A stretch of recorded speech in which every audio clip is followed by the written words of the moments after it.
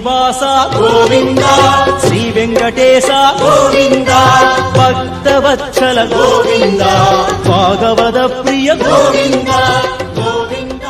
हर एक बात का हिसाब करेंगे, बस साथ देना पड़ेगा रब को.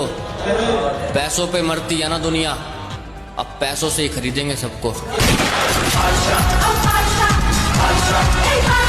ಅಥಣಿ ತಾಲೂಕಿನ ಗ್ರಾಮ ಆಡಳಿತಾಧಿಕಾರಿ ಈತನು ಗೋವಿಂದ ಹರಿ ಅನ್ನುತ್ತಿದ್ದಾನಂತೆ. ಅಥಣಿ ತಾಲೂಕು ಇದೊಂದು ದೊಡ್ಡ ಕ್ಷೇತ್ರ, 51 ಗ್ರಾಮ ಆಡಳಿತಾಧಿಕಾರಿಗಳಿದ್ದು, ಹಾಗೆ ಇವರಿಗೆ ಸಂಬಂಧಪಟ್ಟ ಹಲವಾರು ಮೇಲಾಧಿಕಾರಿಗಳಿದ್ದು, ಈ ಕ್ಷೇತ್ರಕ್ಕೆ 4 ಹೋಬಳಿಗಳಿದ್ದು, ಅದರಲ್ಲಿ ತೆಲಸಂಗ ಹೋಬಳಿಗೆ ಈತನೇ ದೊಡ್ಡ ಗ್ರಾಮ ಆಡಳಿತಾಧಿಕಾರಿಯಾಗಿ ಸೇವೆ ಸಲ್ಲಿಸ್ತಾ ಇದ್ದಾನೆ. ಆದರೆ ಈತ ಏನು ಸೇವೆ ಮಾಡ್ತಿದ್ದಾನೆ ಅಂತ ಒಮ್ಮೆ ಹಿಂತಿರುಗಿ ನೋಡಿಕೊಂಡು ಬರೋಣ ಬನ್ನಿ.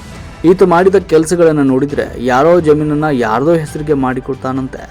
ಮಾಡಿಕೊಡಲು ರೂಪಾಯಿ 50,000 ಕೊಟ್ಟರೆ ಸಾಕು. ಹಾಗೆ ಜಾತಿ ಮತ್ತು ಆದಾಯ ಹಾಗೂ ಉತ್ತರಜೀವಿ ಪಡೆದುಕೊಳ್ಳಲು 1,000 ರೂಪಾಯಿ ಹಿಡಿದುಕೊಂಡು 10,000 ರೂಪಾಯಿ ದುಡ್ಡನ್ನು ಕೇಳ್ತಾನಂತೆ.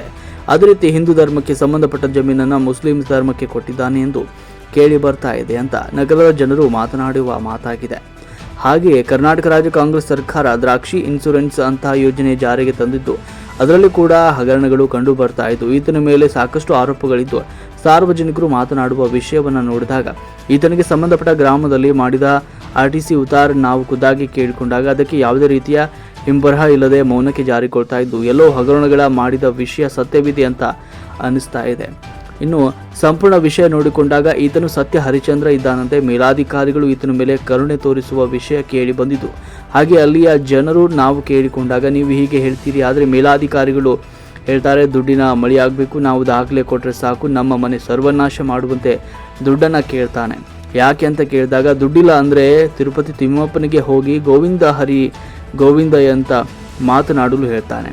ಆದರೆ ಈತನು ಅಧಿಕಾರಿನೋ ಅಥವಾ ವಿಲನ್ನು ಅಂತ ಪ್ರಶ್ನೆ ಮೂಡ್ತಾ ಇದೆ. ಇಂತಹ ಗ್ರಾಮ ಆಡಳಿತ ಒಂದು ನಾಲಾಯಕ ಅಧಿಕಾರಿ ಬೇಕಾ ಅನ್ನೋದು ಈಗ ಸಾರ್ವಜನಿಕರ ವಲಯದಲ್ಲಿ ಪ್ರಶ್ನೆ ಹುಟ್ಟಿಕೊಂಡಿದೆ. ಆ ನೊಂದಿಕೊಂಡ ವಿಷಯವನ್ನು ತಿಳಿದು ಬರೆದುಕೊಂಡಿದ್ದೇವೆ. ಇನ್ನು ಮತ್ತಷ್ಟು ಸುದ್ದಿ ದಾಖಲೆ ಸಮೇತವಾಗಿ ಮುಂದಿನ ಸಂಚಿಕೆಯಲ್ಲಿ ನಿಮ್ಮ ಮುಂದೆ ಪ್ರಸಾರ ಮಾಡ್ತೇವೆ. ಇನ್ನಷ್ಟು ಸುದ್ದಿಗಳಿಗಾಗಿ ನಮ್ಮ ಚಾನಲನ್ನು ಸಬ್ಸ್ಕ್ರೈಬ್ ಮಾಡಿ. ಶ್ರೀನಿವಾಸ ಶ್ರೀ ವೆಂಕಟೇಶ ಭಕ್ತವತ್ಸಲ ಭಾಗವತ ಪ್ರಿಯ